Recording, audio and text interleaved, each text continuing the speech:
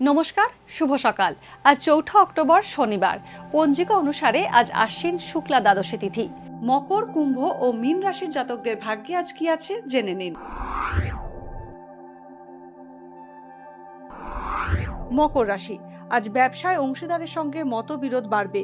বাক সংযম না রাখলে শত্রু বৃদ্ধি হতে পারে। ঝুঁকিবহুল কাজ থেকে বিরত থাকুন। আজ পেশার সূত্রে ভ্রমণ হওয়ার সম্ভাবনা রয়েছে।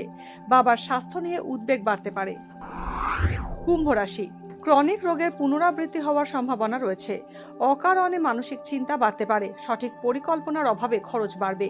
চাকরির অনিশ্চয়তা বাড়বে। ব্যবসায় নতুন পার্টনার পেতে পারেন। অনিশ্চিত বিনিয়োগ না করাই ভালো। দীর্ঘদিনের ঋণ থেকে মুক্তি পেতে পারেন। মীন রাশি, কাল্পনিক ভীতি বাড়তে পারে। দূরবর্তী স্থানে যাওয়ার পথে বিপদে পড়তে পারেন। বিয়েতে বাধা আসার সম্ভাবনা রয়েছে। আজ সহকর্মীর সঙ্গে মতান্তর হতে পারে।